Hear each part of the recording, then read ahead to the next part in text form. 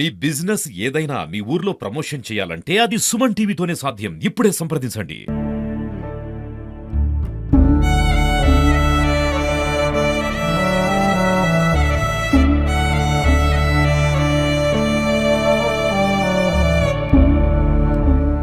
యాదాద్రి భువనగిరి జిల్లా సౌటుప్పల్ మండలం ఖైతాపూర్ వద్ద జరిగినటువంటి ప్రమాదంలో ఇద్దరు డిఎస్పీలు చనిపోవడం జరిగింది. నిజంగా ఈ ఘటన చాలా బాధ కలిగిస్తుంది. ఎందుకంటే వాళ్ళు విధి నిర్వహణలో భాగంగా మొత్తం హైదరాబాద్ లో ఉన్నటువంటి ఇంటెలిజెన్స్ అండ్ సెక్యూరిటీ వింగ్ లో పనిచేస్తుంటారు డిఎస్పీ చక్రధర్రావు అండ్ శాంతారావు. నిజంగా మనం చూస్తాం, సంఘటన వద్ద ఉన్నాం. ఈ సంఘటన ఉదయం 4:40 జరిగింది. మనం చూస్తున్నాం ఈ ప్రదేశం వద్ద ఉన్నటువంటి ముందట లారీ వస్తుంది, దాని వెనకాల స్కార్పియో వాహనం వస్తుంది. ఆ స్కార్పియో వాహనంలో నలుగురున్నారు. అందులో ఇద్దరు డిఎస్పీలు, ఒక ఏఎస్పీ ముందట కూర్చున్నాడు డ్రైవర్ నర్సింగ్రావు. ఇద్దరు డిఎస్పీలు వెనుక కూర్చున్నారు. అక్కడ నుంచి స్కార్పియో రావడము, అదేవిధంగా ఇక్కడ లారీ ఏదైతే దాని ముందున్న లారీ దాన్ని ఓవర్టేక్ చేయబోయి ఇలా వస్తూ దీనికి ఢీకొన్నది. మొట్టమొదటిగా దీనికి డివైడర్ కు ఢీకొని దానికి తాకుతూ అవతల వైపు వెళ్ళినటువంటి సందర్భంలో అక్కడి నుంచి అతివేగంగా ఒక లారీ వచ్చింది. ఆ లారీ వచ్చి అక్కడ చూస్తున్నాం మన వెహికల్, దానికి సంబంధించి స్కార్పియో అక్కడే వాహనం ఉంది. ఆ వాహనాన్ని ఢీకొనడం వల్ల ముందున్నటువంటి ఎయిర్ బెలూన్ ఓపెన్ అయింది. ఓపెన్ కాబట్టి ఉన్నటువంటి డ్రైవర్ అయితే కొంచెం సేఫ్టీగా ఉన్నాడు. ముందు ఉన్నటువంటి ఏఎస్పీ ప్రసాద్ మాత్రము కాళ్ళు మొత్తం అంది ఇరికినట్టు పరిస్థితి. కానీ వెనుక కూర్చున్నటువంటి ఇద్దరు డిఎస్పీలు చక్రధర్రావు, శాంతారావు ఇద్దరు కూడా మరణించడం జరిగింది. నిజంగా ఈ ఘటన చాలా దిగ్భ్రాంతి గురి చేస్తుంది. ఆంధ్రప్రదేశ్ ముఖ్యమంత్రి చంద్రబాబు నాయుడు, అదేవిధంగా మంత్రులు లోకేష్ కుమార్, హోంమంత్రి అనిత, అదేవిధంగా అచ్చెన్నాయుడు నాయుడు అంతా కూడా దిగ్భ్రాంతి వ్యక్తం చేశారు. సానుభూతి కుటుంబానికి సానుభూతి తెలిపారు. నిజంగా ఈ ఘటన మనం చూస్తున్నాం. అతివేగమా లేదంటే ఆ ముందున్నటువంటి లారీ స్పీడ్ గా బ్రేక్ వేయడం వల్ల అతను కన్ఫ్యూజ్ అయ్యి దీనికి ఢీ కొట్టాడా? మొట్టమొదటి దీన్ని ఢీ కొట్టిన తర్వాతనే అది అక్కడ నుంచి కనుక లారీ రాకపోతే వాళ్ళకి దూసుకెళ్లేవారు. కానీ లారీ వచ్చి వాళ్ళ తాకడం వల్లనే ఈ ప్రమాదం అయితే జరిగిందని చెప్పవచ్చు. ఏది అయినప్పటికీ, ఎందుకంటే వీళ్ళు హైదరాబాద్ అంటే ఇంటెలిజెన్స్ విభాగం అండ్ సెక్యూరిటీ విభాగంలో పనిచేస్తుంటారు. దీని ప్రధాన కార్యాలయం విజయవాడలో ఉంటుంది. కానీ ఇక్కడ హైదరాబాద్ లో వీరికి ఖైరతాబాద్ లో ఒక ఆఫీస్ ఉంటుంది. ఇక్కడ అంటే వీళ్ళ విధి నిర్వహణ మాత్రము హైదరాబాద్ లో చేస్తున్నారు. అప్పుడప్పుడు ప్రధాన కార్యాలయానికి వెళ్లి వస్తుంటారు. నిన్న మాత్రము విజయవాడ ప్రధాన కార్యాలయానికి వెళ్లి వస్తుండగా ఉదయం 4:40 సంఘటన జరిగింది. నిజంగా ఇదే డివైడర్, మొట్టమొదటిగా కారు తాకినటువంటి డివైడర్ ఇదే. ఈ డివైడర్ ఎక్కి అటువైపు వెళ్తుండగా అతి వేగంగా వచ్చేటువంటి లారీ ఢీకొనడం వల్లనే ఈ ప్రమాదం జరిగింది. చూస్తున్నాం, ముంగట బాగా మొత్తం కూడా నుజ్జరించేటువంటి పరిస్థితి. మనం స్కార్పియో వాహనాన్ని చూస్తున్నాం. ఈ ఆంధ్రప్రదేశ్ పోలీసు విభాగం చెందినటువంటి స్కార్పియో. నిజంగా ఈ సంఘటన మాత్రం దిగ్భ్రాంతి గురి చేస్తుందని చెప్పవచ్చు. ఎందుకంటే కుటుంబంలో విషయాలు చాలా అలుముకున్నాయి. వీరి చౌటుప్పల్ ఏరియా హాస్పిటల్లో సేవ పంచనామా నిమిత్తం అక్కడ తరలించడం జరిగింది. నిజంగా కుటుంబీకులంతా కూడా చాలా మంది అక్కడ రావడం జరిగింది. చాలా మంది బాధపడుతుంది. ఎందుకంటే ఉన్నతమైనటువంటి స్థానంలో ఉన్నటువంటి వారు, ఎందుకంటే ఒక డిఎస్పీ లెవెల్లో ఉన్నటువంటి వారు, వాళ్ళు ఇంకా ఒక 10-15 నిమిషాలు అయితే హైదరాబాద్ చేరుకుంటారు. ఎందుకంటే వీళ్ళు నివాస ప్రాంగణం కూడా ఇక్కడే. ఒకరిదేమో పశ్చిమాలకు సంబంధించిన దగ్గర ఉంటారు, మరొకరు అక్కడ కోశామహల్ దగ్గర ఉంటారు. ఇంకొక 10-15 నిమిషాల్లో వాళ్ళైతే గమ్యాన్ని చేరుకునే సమయంలో ఈ సంఘటన జరగడం అయితే బాధ కలిగిస్తుంది. మనం చూస్తున్నాం, ఒకసారి దీన్ని కనుక మనం పరిశీలించినట్లయితే ఈ డివైడర్ ను చూస్తున్నాం. అంటే అక్కడి నుంచి వచ్చేటువంటి వాహనాలు, ఈ డివైడర్ ఏమో ఇటువైపు ఉంది.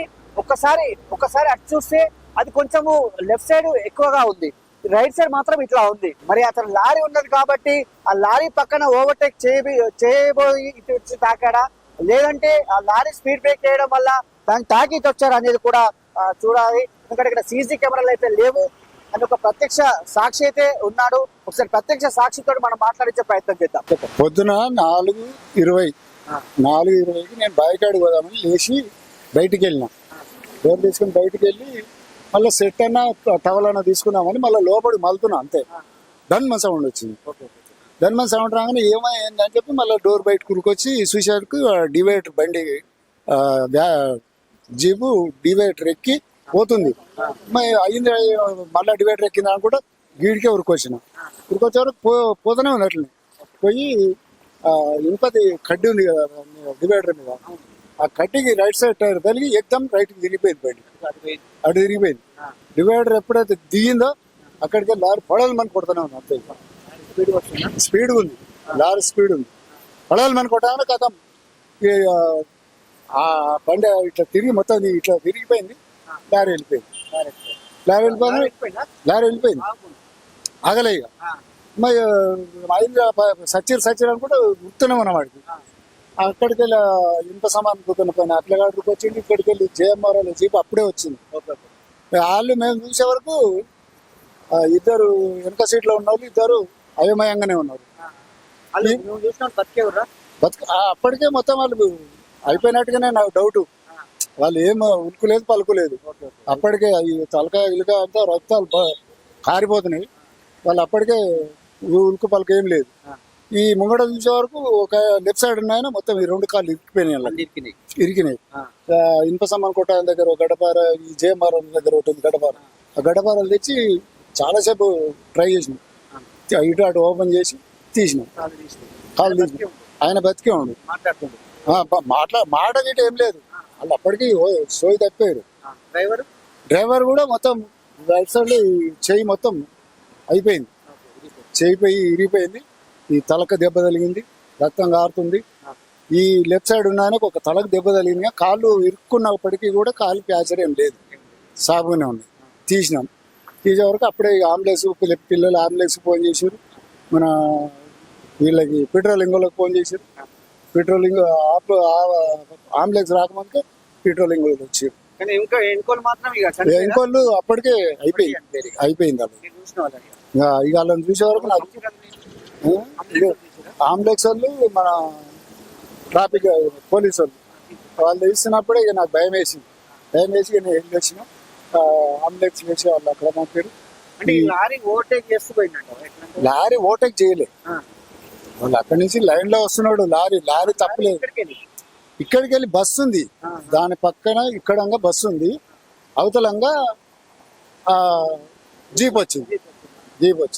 ఇక్కడ లారీ లేదు, బస్సు ఉంది. ఆర్టీసీ బస్సు ఉంది. బస్సు వెళ్ళిపోయింది. దడాలు అన్నప్పుడే బస్సు ముందలకి అయిపోయింది. నేను బయటకు వెళ్ళి చూసే వరకు ఇది డివైడర్ ఎక్కిపోతుంది. పోయింది. నిద్రపోయినట్టుగానైతే లేదు అలా. కాకపోతే ఇక్కడ లోడు ప్లస్ పెద్దగా కనపడటం వల్ల ఆయన అడ్డుపోయిండు. ఏది బస్సు పక్క పండి ఇక్కడ ముందర కనిపించలే ఆయన యాక్చువల్గా. అప్పుడు మబ్బు ఉంది మంచిగా, లైట్ల పొగ వస్తుంది. అక్కడికి వెళ్ళి వచ్చే బండ్లలో వర్షం పడుతుంది. అక్కడికి వెళ్ళి వచ్చే బండ్ల పొగసు పడుతుంది. ఇక్కడ ఈయనకు ఈ డివైడర్ కనిపించలే ఆయన మెయిన్ ఇంపార్టెంట్. అది కనిపించక సడన్గా ఎక్కేసి ఆయన నిద్రపోయినట్టుగా లేడు. ఏది లేదు, సప్పుడు లేదు.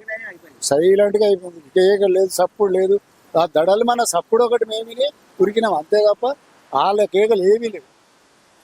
వాళ్ళు అప్పటికి వెనుకోళ్ళు అయిపోయారు. ఆ ముందలోళ్ళు కూడా మొత్తం వాళ్ళకు సోయలేదు. వాళ్ళు చాలా భయంకర స్థితిలోనే ముంగటోళ్ళు కూడా మొత్తం సోయి తప్పారు మొత్తం.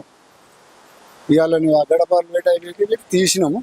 ఆ తీసిన జరసేపు నిలబడ్డా. ఇక నాకు రక్తం చూసే వరకు ఇక నాకు భయం అయింది. నేను భయం అయ్యి ఇంట్లోకి వెళ్ళి వచ్చిన.